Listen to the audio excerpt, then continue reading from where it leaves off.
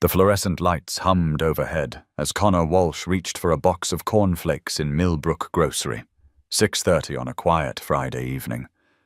The bell above the glass door chimed. Then everything shattered. "Everyone on the ground now!" The masked gunman's voice cracked like a whip through the cramped aisles. Milk cartons crashed. A baby screamed. But Connor's weathered hands remained steady on the cereal box, his steel blue eyes never leaving the threat. Across 3 aisles of chaos, 8-year-old Ruby stood frozen, her school backpack still clutched to her chest. "Daddy?" she whispered, barely audible above the terror. Connor slowly raised one finger to his lips. Not a tremor, not a flinch. In that moment of pure chaos, he became an island of impossible calm. And the woman in the tailored black suit watching from the shadows? Her grey eyes weren't filled with fear. They were filled with recognition. What this mysterious CEO did next would change everything Connor thought he knew about his quiet life. The gunman waved his weapon wildly, sweat beading on his forehead beneath the ski mask. Connor noticed the trembling in the man's grip, the way his voice cracked on every syllable. Amateur. Desperate. Not dangerous. Connor had seen real killers in Afghanistan. This wasn't one. The robber's sneakers squeaked against the linoleum as he approached the register, his movements erratic and unpracticed. Behind the counter, teenage cashier Kevin fumbled with the register keys, his hands shaking so violently he couldn't hit the right buttons. I can't get it open," Kevin stammered, his voice breaking. The gunman's frustration mounted, his breathing becoming more ragged. Connor shifted slightly, positioning himself between Ruby and the threat. 3 years of civilian life hadn't dulled his instincts. He could feel the tension building like a coiled spring, knowing that panic made people do stupid things. The woman in the black suit hadn't moved either, her posture too controlled, too aware. Who was she? The robber spun around, scanning the cowering customers. "Nobody moves! Nobody gets hurt!" His voice pitched higher with each word. Connor watched him through peripheral vision, calculating distances, exits, angles. Ruby's breathing came in short, quiet gasps. She was scared, but holding it together, just like he'd taught her during their fire drills at home. Connor's jaw tightened imperceptibly. This punk had terrorized his daughter. That was a mistake. Without warning, Connor stepped forward. Not rushing, not threatening, just moving with the fluid precision of someone who'd disarmed insurgents in Kandahar. The gunman whirled toward him, weapon raised. "I said don't move!" But something in Connor's steady gaze made the words die in his throat. Connor's voice came out low, calm, almost conversational. "Son, you don't want to do this. Look at your hands." The robber glanced down instinctively. His grip was loose, finger nowhere near the trigger. "Walk away. Right now, before this gets complicated." The masked man's resolve crumbled like wet paper. He could see something in Connor's eyes that spoke of violence, of capability, of a man who'd crossed lines that couldn't be uncrossed. The weapon lowered slightly. That's when the woman in the black suit moved, blocking the exit with the same quiet efficiency Connor recognized from his military days. The robber saw the trap closing and bolted for the back door, stumbling over displays of potato chips in his desperation to escape. Sirens wailed in the distance, growing closer. The other customers slowly raised their heads, checking for injuries, for damage. Ruby ran to Connor and wrapped her arms around his waist, burying her face against his work shirt. "Daddy, how did you know?" Connor's large hand smoothed her dark hair, his voice gentler than silk. "Sometimes you just know, sweetheart. Sometimes you just know." But over Ruby's head, his eyes found the woman in black. She was watching him with an intensity that made his skin crawl. Recognition flickered in her expression, like she'd been waiting for this moment. Police cruisers flooded the parking lot, their red and blue lights painting the storefront in alternating colors. Detective Ray Martinez took statements while paramedics checked everyone for shock. Connor gave his account in clipped, professional sentences that revealed nothing about his past, just a concerned father who'd acted on instinct. Ruby clung to his hand, occasionally glancing up at his face for reassurance. She was tougher than most kids her age. Had to be, after losing her mother. The woman in black spoke quietly to Detective Martinez, handing him a business card with practiced ease. Her voice carried the crisp authority of someone accustomed to being obeyed. "Impressive work in there." The woman approached Connor as they waited outside. Up close, she was younger than he'd first thought. Mid-40s, with platinum blonde hair pulled back in a perfect chignon. Her suit cost more than Connor made in 2 months as a plumber.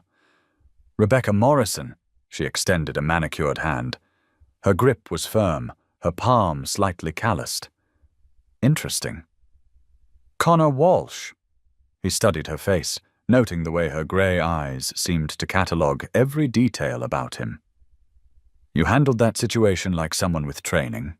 Rebecca's smile was perfectly calibrated, professional but warm. "I run a security consulting firm. We're always looking for people with natural instincts." She glanced down at Ruby, who was drawing invisible patterns on the asphalt with her sneaker. "Single parent?"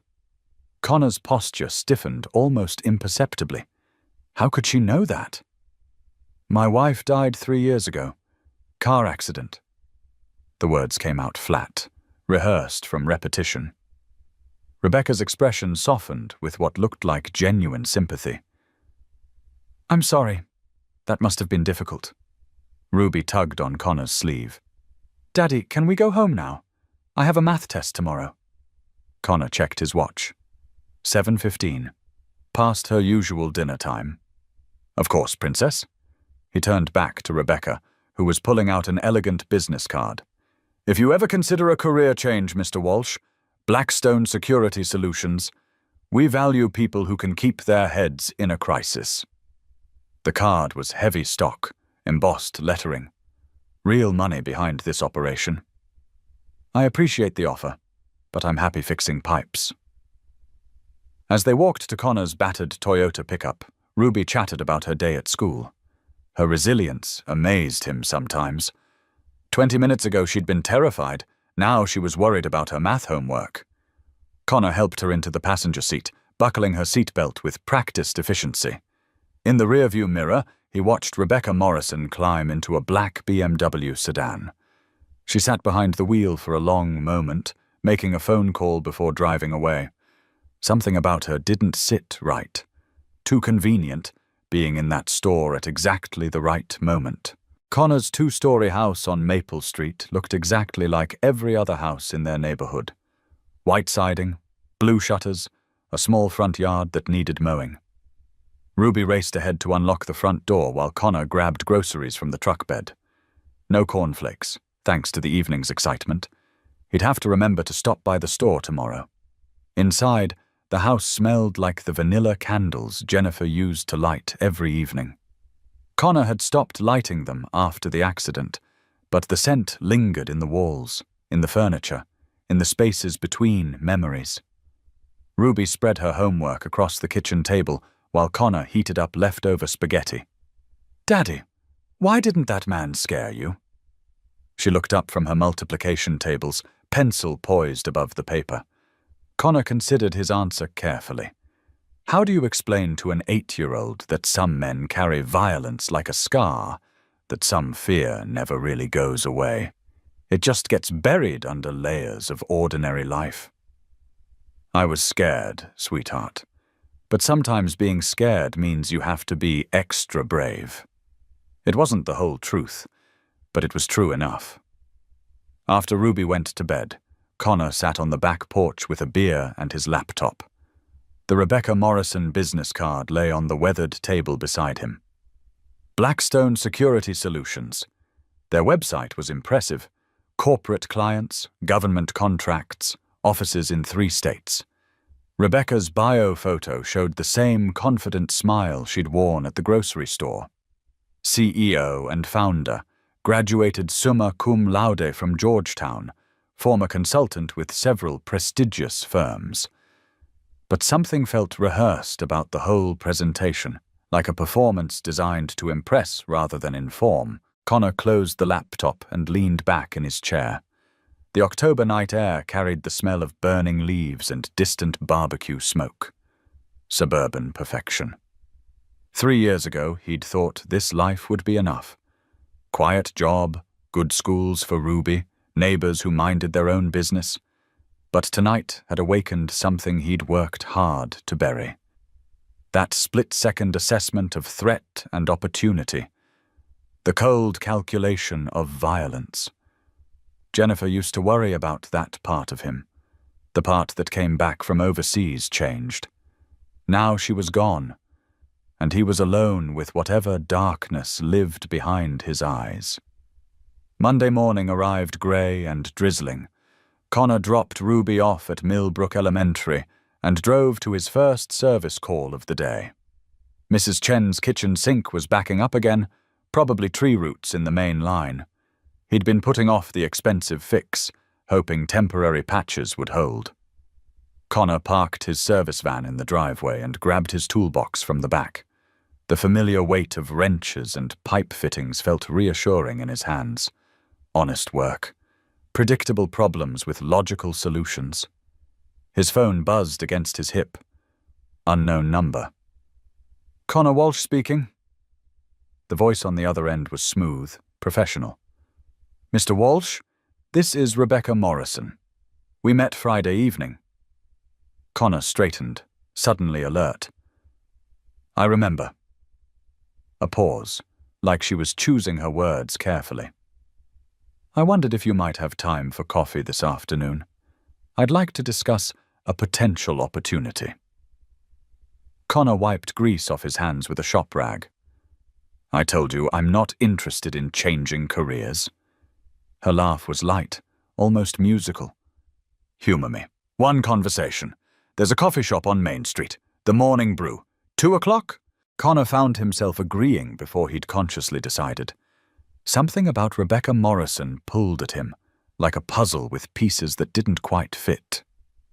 He finished the repair at Mrs. Chen's house and spent the rest of the morning thinking about grey eyes and expensive suits and women who appeared at exactly the right moment. By the time he reached the Morning Brew, his curiosity had overridden his caution. The coffee shop was busy with the lunch crowd, but Rebecca had claimed a corner table near the windows. She'd traded the business suit for dark jeans and a cream cashmere sweater. The change made her look younger, less intimidating. Thank you for coming. She gestured to the chair across from her. I ordered you a black coffee. Hope that's all right. Connor slid into the seat, noting she'd chosen a spot with clear sight lines to both entrances. Interesting habit for a security consultant. You mentioned an opportunity. Rebecca leaned forward slightly, her hands wrapped around a ceramic mug. Tell me about your military service. The question hit like cold water. Connor's expression went carefully blank. Who says I was in the military? Her smile was knowing, almost predatory. Your posture, the way you assessed that situation Friday night. You've seen combat. Connor's jaw tightened. He didn't like being analyzed, categorized, filed away in someone else's mental database. Afghanistan. 2 tours. Army Rangers. The words came out clipped, uninviting of follow-up questions. Rebecca nodded slowly. Thank you for your service. I know that's not easy to talk about. She paused, seeming to weigh her next words. How would you feel about using those skills again? In a civilian capacity, of course. Connor pushed back from the table. I'm not interested in being a hired gun. Her laugh was sharp, almost bitter. Neither am I, Mr. Walsh. Neither am I. Rebecca pulled out a manila folder and slid it across the table. The Wellington family. Judge Harrison Wellington, his wife, Dr. Patricia Wellington, 2 children ages 10 and 12. Connor opened the folder reluctantly. Professional photographs, biographical information, home address in the expensive part of Westchester County. They've been receiving threatening letters, detailed surveillance information. Someone knows their routines, their children's school schedules, their favorite restaurants. The police can't act until something actually happens. She pointed to photocopied letters included in the file. Read those and tell me what you think. The letters were printed on standard computer paper, no watermarks or distinctive fonts. But the content made Connor's skin crawl. Intimate details about the family's daily life. Patricia's Tuesday yoga classes, the children's after-school activities, Judge Wellington's route to the courthouse every morning. Whoever wrote these had been watching for months, building a comprehensive profile of vulnerability. Professional surveillance, Connor muttered. This isn't some crackpot with a grudge. Rebecca nodded grimly. Which is why we need someone with your particular skill set. Connor closed the folder and pushed it back toward her. Find someone else. Rebecca's fingers drummed against the table. There's something else you should know about Judge Wellington. Her voice dropped to barely above a whisper. In 2018, he presided over a high-profile money laundering case, Robert Harrison versus the state of New York. Connor frowned. Harrison? Like the judge's name. Rebecca continued, her words measured and deliberate. Robert Harrison was a small-time accountant who got caught up in something bigger than himself. The prosecution needed a fall guy. Judge Wellington made sure they got one. The implications hung in the air between them like smoke. Connor studied Rebecca's face, looking for tells, for signs of deception. You seem to know a lot about this case. Her smile was razor-thin. I make it my business to know about corruption in the justice system. She gathered the folder back toward herself. Robert Harrison died in prison last year. Heart attack brought on by stress and despair. He left behind 2 children who aged out of foster care, believing their father was a criminal. Connor felt ice forming in his stomach. And you think someone wants revenge against the judge? Rebecca's grey eyes held secrets. I think someone has been planning this for a very long time. The coffee shop suddenly felt too warm, too crowded. Connor needed air, space to think. I'll consider your offer. He stood abruptly, tossing a $5 bill on the table. Rebecca remained seated, watching him with that unsettling intensity. Mr. Walsh? He paused at her voice. Be careful who you trust. Sometimes the people we think we know best are the ones hiding the darkest secrets. Outside, the October wind cut through his jacket like a blade. Connor sat in his truck for several minutes, trying to process everything Rebecca had told him. The Wellington file lay on the passenger seat like an accusation. That evening, after Ruby finished her homework and went to bed, Connor found himself Googling the Harrison case. The details were even worse than Rebecca had implied. Robert Harrison, 42 years old, married with 2 children, had maintained his innocence throughout the trial. The prosecution's case relied heavily on circumstantial evidence and the testimony of known criminals looking for reduced sentences. Harrison's wife, Margaret, had taken her own life 6 months after the conviction. Their son, Blake, 16, had run away from foster care and disappeared. Their daughter, Charlotte, 12, had been placed in state custody. Connor stared at the computer screen until the words blurred together. 2 children orphaned by a corrupt system. A father who died in prison for crimes he didn't commit. And now, someone was stalking Judge Wellington's family. The mathematics of revenge was simple and brutal. Connor closed the laptop and walked out to the back porch, where the October night offered no comfort. In Afghanistan, the lines between good and evil had been drawn with bullets and blood. But this felt different, more personal, more complicated. His phone rang, jarring him from dark thoughts. The caller ID showed Rebecca Morrison's number. Connor hesitated before answering. It's late. Her voice was strained, different from the controlled professionalism he'd heard earlier. "I need to see you. Tonight. It's important." Connor checked his watch. Nearly 10 o'clock. Ruby was asleep upstairs. "I can't leave my daughter." A pause. "Bring her. This can't wait until morning." Something in her tone made his combat instincts flare. "What's wrong?"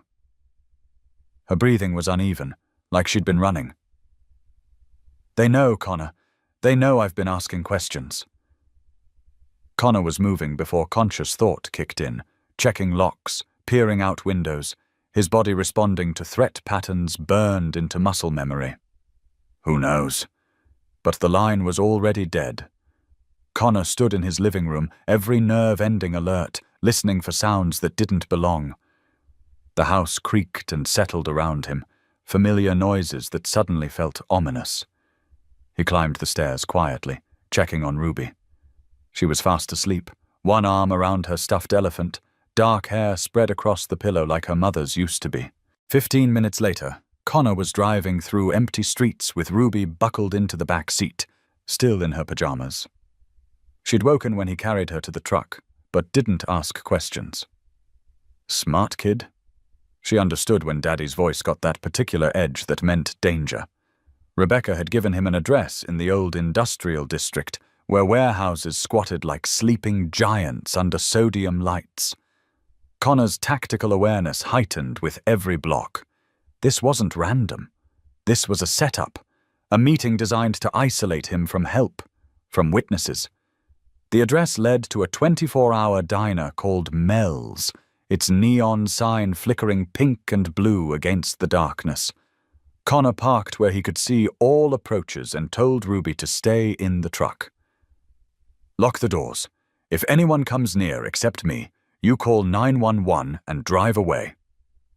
She nodded solemnly, understanding the gravity without needing explanations. Inside, the diner smelled of bacon grease and industrial coffee. Rebecca sat in a corner booth, her perfect composure finally cracked. Her hair was disheveled, her cashmere sweater torn at the shoulder. Connor slid into the booth opposite her, his back to the wall, eyes constantly scanning. "Talk." Rebecca's hands shook as she wrapped them around a coffee mug. "My name isn't Rebecca Morrison." The admission hung between them like a confession. "It's Charlotte Harrison. Robert Harrison was my father." Connor felt the world shift beneath him, pieces of the puzzle rearranging themselves into a different picture entirely. "You're the daughter, the one who was put in foster care." Charlotte nodded, tears threatening at the corners of her eyes. "I've spent 17 years building this identity, this company, all for one purpose." The diner's fluorescent lights buzzed overhead, casting harsh shadows across Charlotte's face. "I wanted Judge Wellington to pay for what he did to my family, to my father." Connor leaned forward. "And you used me to get close to his security assessment." She met his eyes without flinching. "Yes. I engineered that meeting at the grocery store. I knew your background, knew you'd be the perfect person to infiltrate the Wellington family's protection detail." Connor's voice was deadly quiet. "How did you know my background?" Charlotte's smile was broken glass. "I've been watching you for months, Connor. You and Ruby, learning your routines, your vulnerabilities." The coffee turned to acid in Connor's stomach. "You've been stalking my daughter." Charlotte's face crumpled. "Not stalking. Protecting. There are people who worked with my father, people who think you might interfere with my plans. I've been keeping them away from you." Connor's hand moved instinctively toward the concealed pistol under his jacket. "What people?" Before Charlotte could answer, his phone buzzed with a text message. The number was unfamiliar, but the message made his blood turn to ice. "We have the girl.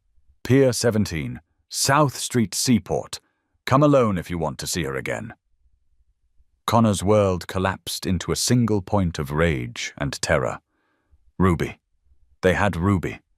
He'd left her in the truck for 3 minutes and now she was gone. Charlotte saw his expression and went pale.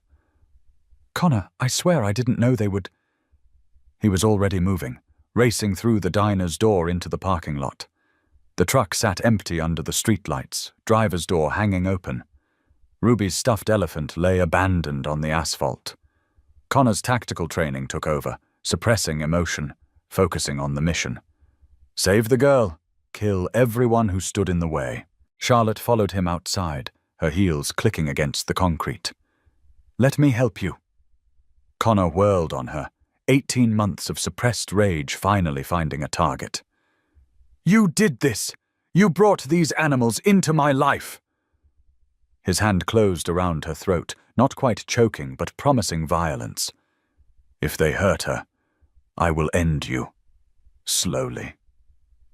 Charlotte didn't struggle, didn't fight back. I know, and I deserve it. But right now, we need to work together. Connor released her with a shove that sent her stumbling backward.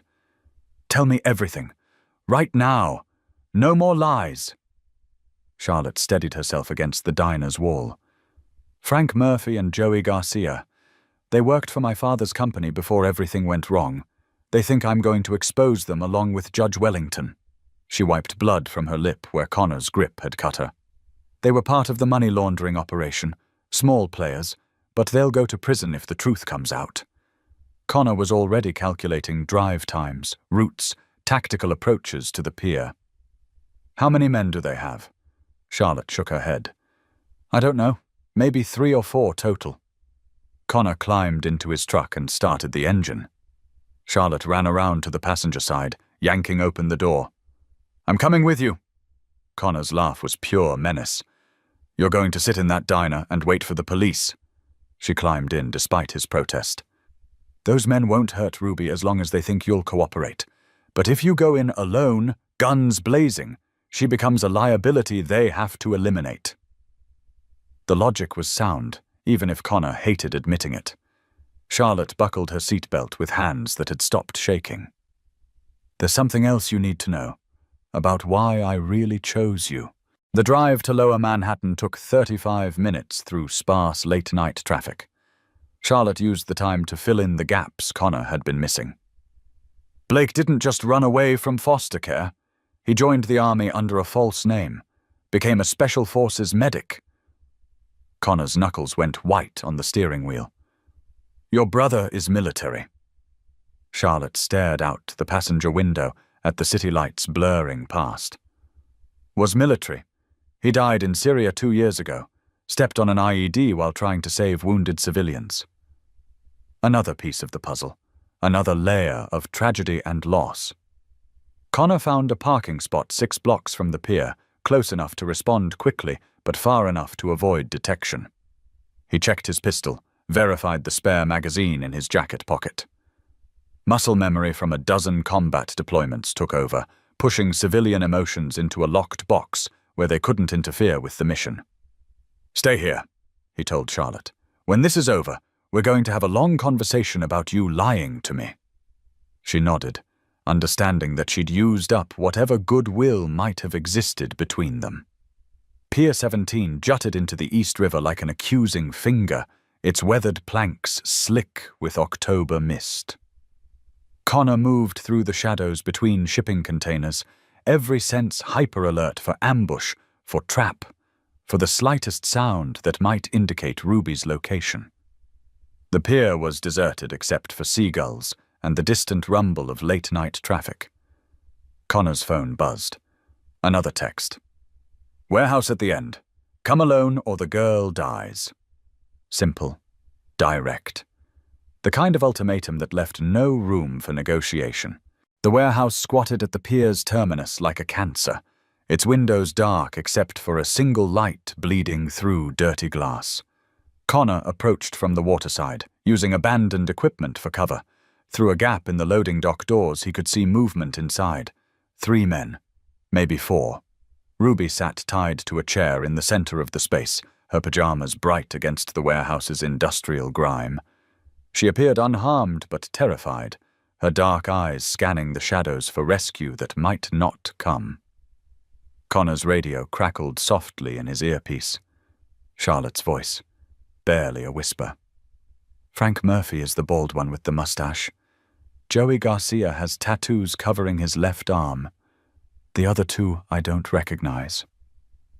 Connor had given her the radio before leaving the truck. Insurance against walking into a situation with no intelligence. How many total?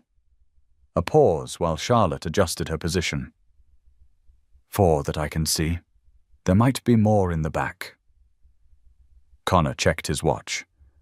11:47 p.m. Ruby had been missing for over an hour. Moving with the patience learned in urban warfare, Connor worked his way to a side entrance. The door was rusted but unlocked, opening with barely a whisper of sound. Inside, the warehouse smelled of motor oil and decay. Shipping containers created a maze of blind corners and potential ambush points. Connor ghosted through the shadows, every footstep calculated to avoid detection. From his concealed position behind a forklift, he could see Ruby clearly now. She was trying to be brave, but tears tracked down her cheeks in the harsh light from a single overhead bulb. Frank Murphy paced back and forth in front of Ruby's chair, his agitation obvious in every movement. Where is he? He should be here by now. Joey Garcia checked his phone for the dozenth time. Maybe he called the cops. The third man, younger with nervous energy, fingered the grip of a pistol tucked into his waistband. If he did, we're all going down. Frank's voice cut through their bickering like a blade. Nobody's going down. We deliver our message to Connor, he passes it along to Charlotte, and everybody walks away clean. But Connor could see the lie in Frank's eyes, could read the tension in his posture. These men were scared, desperate, backed into a corner where violence became inevitable. They had no intention of letting Ruby go, or him. This was an execution disguised as a negotiation. Connor's finger found the trigger of his Glock, muscle memory calculating angles, distances, probabilities of success. 3 armed men, 1 hostage, multiple variables. The mathematics of violence, as precise as any equation he'd learned in the Rangers. His phone rang, the sound echoing through the warehouse like a gunshot. Frank motioned for silence as Connor answered. I'm here. Frank's voice was strained, trying to project control he didn't feel. Good. Walk to the center of the warehouse. Hands where we can see them. Connor emerged from the shadows, his pistol concealed but ready. Ruby's face lit up when she saw him, hope replacing despair in her young eyes. Daddy! Frank raised a hand to silence her. Nobody talks except me. Connor stopped 20 feet away, close enough to act but far enough to assess the tactical situation. Frank cleared his throat, trying to project authority. Here's how this works. You're going to call Charlotte Harrison and tell her to back off. No more investigation into Judge Wellington, no more digging into the past. She walks away clean, and everybody gets to live their lives. Connor's voice was flat, emotionless.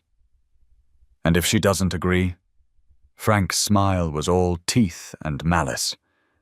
Then Judge Wellington's family suffers the same fate as Robert Harrison's did, starting with his children. The warehouse fell silent except for the distant sound of water lapping against the pier. Connor nodded slowly, as if considering the proposal. There's just one problem with your plan.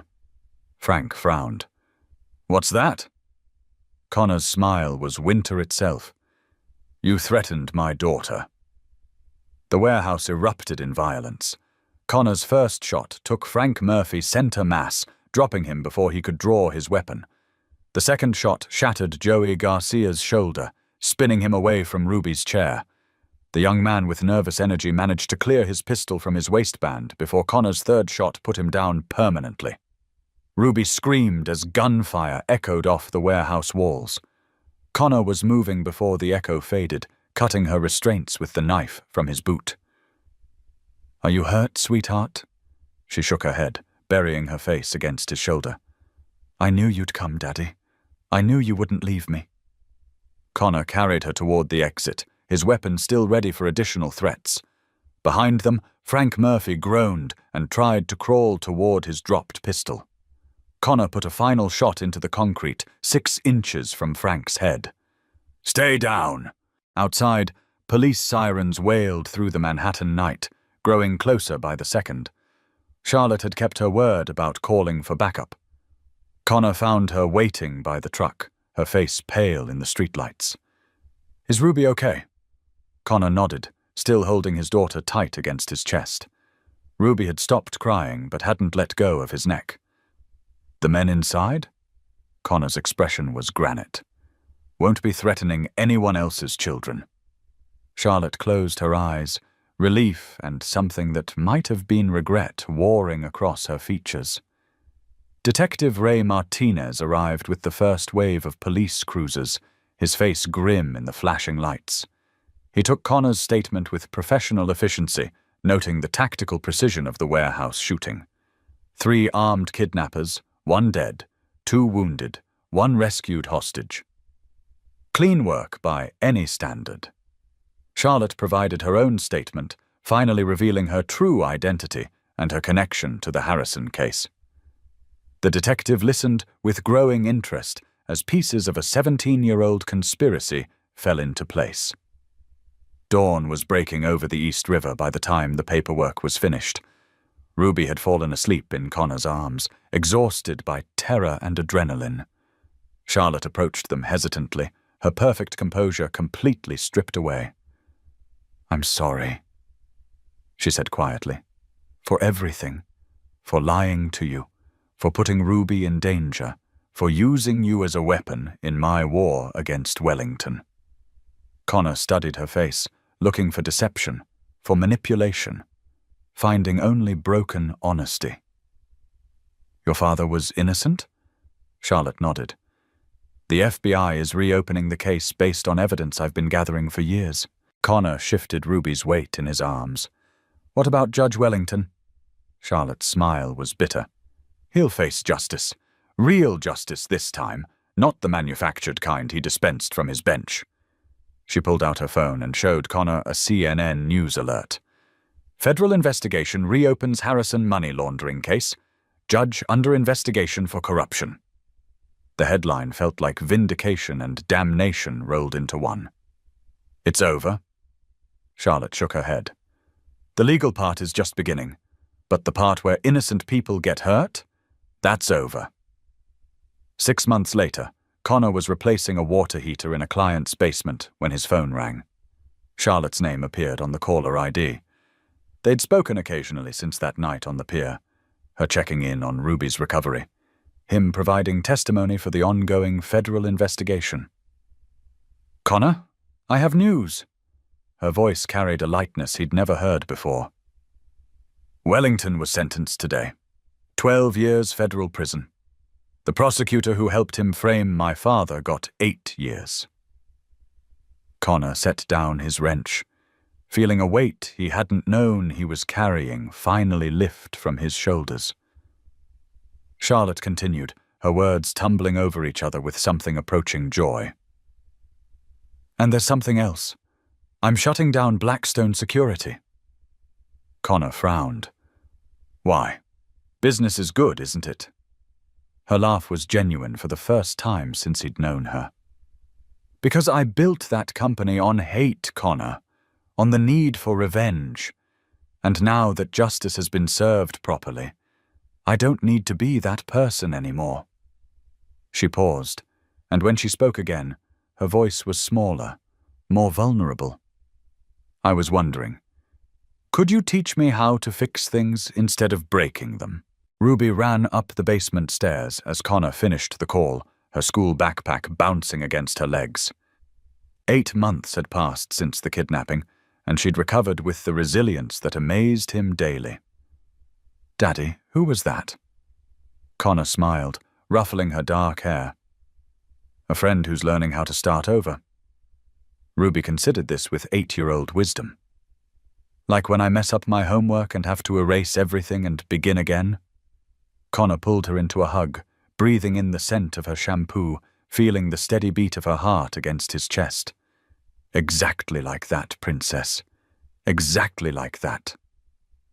That weekend, Charlotte arrived at Connor's house driving a used Honda Civic instead of the BMW. She wore jeans and sneakers, her blonde hair loose around her shoulders. Ruby ran to greet her with the enthusiasm reserved for favorite relatives. "Miss Charlotte, Daddy said you're learning to fix broken things too." Charlotte knelt to Ruby's level, her grey eyes bright with unshed tears. "That's right, and I was hoping you could teach me." Ruby grabbed her hand with complete trust. "Come on, Daddy's teaching me how to fix the kitchen faucet." Connor watched from the doorway as Charlotte followed Ruby into the house, both of them chattering about washers and pipe fittings. The woman who'd orchestrated an elaborate revenge plot was gone, replaced by someone trying to learn what normal life looked like. It wouldn't be easy. Trust would have to be rebuilt day by day, choice by choice. But sometimes broken things could be fixed, made stronger than they'd been before. Sometimes people got second chances they didn't deserve, but needed anyway. The afternoon sun slanted through the kitchen windows as Connor taught Charlotte the basics of plumbing repair. Her hands were quick and precise, learning the feel of tools, the logic of water pressure and sealed joints. Ruby provided running commentary, explaining each step with the authority of someone who'd been Connor's apprentice for months. "You have to feel when it's tight enough," Ruby instructed seriously. "Too loose and it leaks. Too tight and you break something important." Charlotte smiled. "That sounds like good advice for more than just plumbing." As evening approached, Charlotte helped Ruby with homework while Connor prepared dinner. The domestic scene felt strange and right at the same time, like pieces of a puzzle he'd never realized were missing. They ate spaghetti and garlic bread, while Ruby told Charlotte about her school projects, her friends, her dreams of becoming either a plumber like her daddy or an astronaut, depending on the day. Charlotte listened with the focused attention of someone learning how families worked, how love was built through small daily choices rather than grand gestures. After Ruby went to bed, Connor and Charlotte sat on the back porch with coffee, watching stars emerge in the clear October sky. "Thank you," Charlotte said quietly, "for giving me this chance, for letting me be part of something good after all the damage I've done." Connor leaned back in his chair, studying her profile in the moonlight. "Ruby likes you. That's not easy to earn." Charlotte wrapped her hands around her coffee mug, seeking warmth. "She's remarkable, strong like her father." Connor's throat tightened. "She's everything good about her mother and nothing bad about me." Charlotte turned to look at him directly. "You're wrong about that. You're a good man, Connor Walsh. You saved my life in ways you probably don't understand." Connor shook his head. "I'm a killer. I've taken lives, and part of me enjoyed it." Charlotte's smile was sad and wise. "I spent 17 years planning to destroy Judge Wellington's family. I was going to hurt innocent children to satisfy my need for revenge. You showed me a different path." She paused, choosing her words carefully. "Sometimes the strongest people are the ones who've been broken and chose to heal instead of breaking others." Connor's phone buzzed with a text from his neighbor Helen asking if he could fix her garbage disposal tomorrow. Normal life, normal problems with logical solutions. He typed back a quick agreement before pocketing the phone. "So, what happens now?" Charlotte smiled, and for the first time, it reached her eyes completely. "Now I learn how to build instead of destroy, how to fix things that are broken, including myself." Connor nodded slowly. "That's good work if you can find it." She laughed softly. "I have an excellent teacher. 2 of them, actually." Inside the house, Ruby called out from her bedroom, "Daddy, will Miss Charlotte be here for pancakes tomorrow?" Connor looked at Charlotte, seeing hope and fear warring in her expression. She'd learned that families weren't built on perfect people, but on people willing to choose each other despite their flaws. "What do you think?" he asked. Charlotte's voice was barely a whisper. "I'd like that very much." Connor called back to Ruby. "Yes, Princess." Miss Charlotte will be here for pancakes." Ruby's delighted giggle drifted through the walls, the sound of a child who knew she was safe, loved, and part of something bigger than herself. The night air carried the scent of falling leaves and wood smoke from neighboring chimneys. Connor thought about Jennifer, about the woman who'd loved him despite his darkness, who'd seen the man he could become rather than the killer he'd been. She would have liked Charlotte, would have approved of second chances and broken people finding ways to heal together. Not every story ended with perfect justice or complete redemption, but sometimes broken people found each other and built something new from the pieces of what they'd lost. Sometimes that was enough. Sometimes that was everything.